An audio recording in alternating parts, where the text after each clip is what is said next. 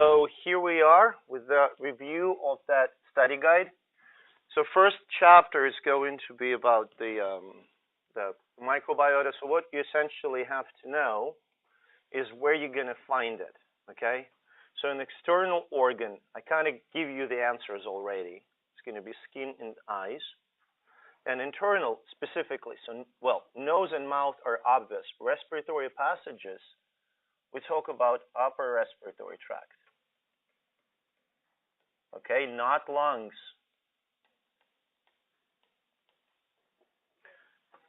GI. GI, I don't specify differences, although there are some. Like mouth has certain microbiota. When you go into esophagus, it's pretty much sterile. You go into the stomach, it has very sparse microbiota. Small intestine is almost sterile. Large intestine is where all those fancy microbes are. Okay? Make sense? Vagina definitely has microbiota. Now, urethra. When we talk about urethra, which site of the urethra? Where it is? Yeah, the outermost part. Okay? So pretty much around the orifice. Make sense? Okay? Sterile sites of the body, everything else.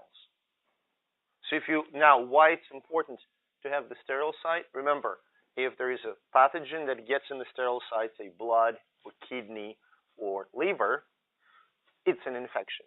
Even if it's not a pathogen, I mean, if you introduce E. coli in kidneys, that's nephritis, okay, or pyelonephritis.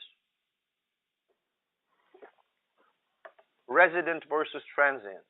Understand the difference. Resident are the ones that always present, transient on pus.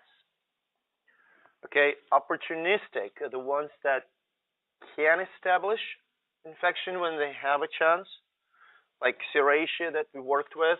Remember, it metabolizes lactose, okay, but not like very profound activity of lactose metabolism. So it's somewhat in between the pathogenic ones, non-lactose fermenters, and commensals that can ferment lactose. So Serratia essentially is an opportunistic pathogen. Acquiring normal microbiota, recognize it, okay? Just know where can we get it. Essentially, we can get it from virtually everywhere, but remember we discussed that idea, that difference between C-section, okay? Example, C-section versus normal birth, okay? That in normal birth, what is the source of microbiota? Vaginal canal. In case of C-section, surgeon's hands, okay? Role of the microbiota, okay? Appreciate that, please. So you have protection. Now, protection against opportunistic infection. How? Yes, competition. Something else. Ecological niches, right? It's not just so kind of expand on competition. Environment, what is, when we say trophic, like something is oligotrophic or pleiotropic. Trophic, what does that mean, trophic? Food. Trophic means food. So when we say oligotrophic, what does that mean? Oligo. What does it mean, oligo? It's actually important word in biology. Oligo. Ever heard about oligarchs? Oligarchs. What does that mean, oligarch? Oligo means a few. So oligotrophic, what does that mean? Few, little food, which means oligotrophic environment is when there is not a lot of food available. So pleo means a lot, multiple. So pleiotropic, a bunch of food. Environment, say, in your intestines. Oligotrophic or pleiotropic? surprisingly, it's quite oligotrophic. Because reason, there's so many bacteria that they have very limited access to the food. Okay? So, competition, ecological niches. Nutrition, remember, examples like digestion of seaweed, okay?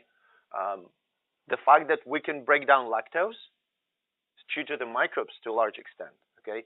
And immunity. Remember we discussed the hygiene hypothesis? That microbes, can shape the immunity. Infection, okay. The terminology. These questions are going to be all about definitions pretty much, okay? What is the host? What is the host? Anyone? Can anyone tell me what the host is? Organism that in which pathogen replicates and causes disease, okay?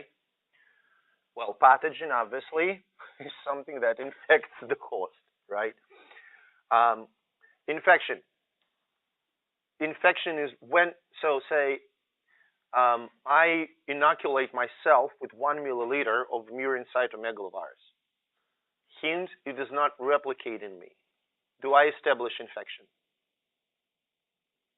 Does that make sense? I don't establish infection because it does not replicate. For infection, okay, microbe has to replicate. Now, if I get influenza, will I get symptoms? I can, but not necessarily, right? So infection can be symptomatic or asymptomatic. Okay, I can ask you about this. Recognize that difference, symptomatic versus asymptomatic. Pathogenicity. What are two major impacts on the pathogenicity? It's right there, few lines up. Two major things that impact pathogenicity. Host and pathogen, right? Because host can be healthy, unhealthy, malnourished, well-nourished, old, young.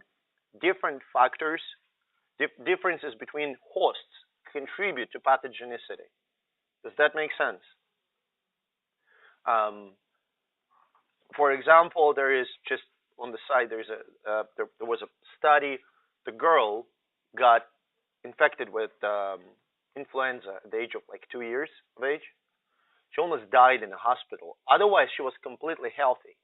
They did the full genetic analysis of the genome. They found that she didn't have one protein, very important component of the immune system, that made her extremely susceptible to the infection. So these different immune alterations, nutritional alterations can contribute to susceptibility to infection, okay? Like when, say now, okay, I have a student and it's really sad. One of her relatives was in a motorcycle accident and he's now in the ICU. There's very severe trauma and he has an infection of the wound because although he wasn't sick specifically, but he was unhealthy, he was traumatized, so immune system was suppressed. Make sense? Stress will also suppress. So all those factors will change susceptibility. Contribution from the pathogen, what it is.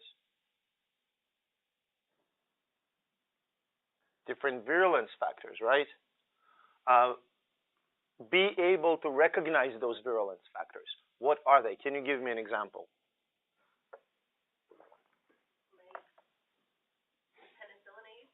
Okay, resistance to antibiotics.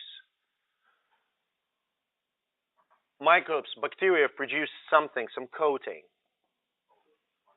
Slime layer or capsule that either increase the resistance to phagocytosis or adhesion properties, okay? So think about these virulence factors, how they increase the virulence. Now, we're going to stick to our guns in terms of differences between virulence and pathogenicity. So what is virulence? ability to cause disease. What is pathogenicity?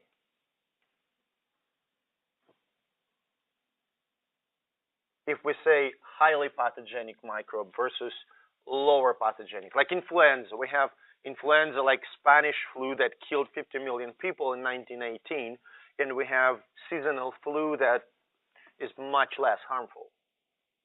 So what is pathogenicity? I guess like the extent would. Huh? The extent that it like. I don't know. Severity of the disease, right? So severity. Severity of the disease. Another great example, there's a book. Hot Zone. It's called Hot Zone. It's sort of nonfiction to some extent. It's about the outbreak of Ebola virus resistant strain that happened in Virginia, in the animal research facility in Virginia. So monkeys died and everybody was freaking out. Now it turns out a lot of workers there were infected, developed antibodies, but never had symptoms. So it is highly virulent, but non-pathogenic strain. You go to Africa, highly virulent, highly pathogenic. Okay? So about virulence and pathogenicity. Common cold. Virulence, high or low? High. Pathogenicity, low. Does that make sense? Okay.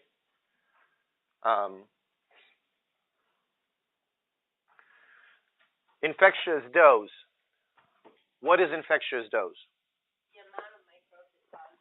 Excellent. The amount of microbes that it takes to cause disease. So, how would infectious dose correlate with virulence? The lower the dose, the higher. Oh, I don't know. The higher the virulence, right? The lower the infectious dose, the higher the virulence.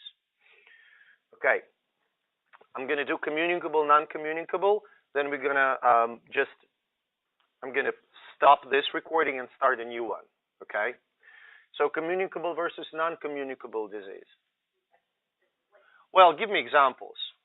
Communicable is, common cold. What's non-communicable? Peritonitis is non-communicable. Okay? What about rabies in humans? Pretty much no, unless you start biting other, which again happens rarely. Okay, so appreciate that difference. All right? Okay, I'm going to stop at the same time.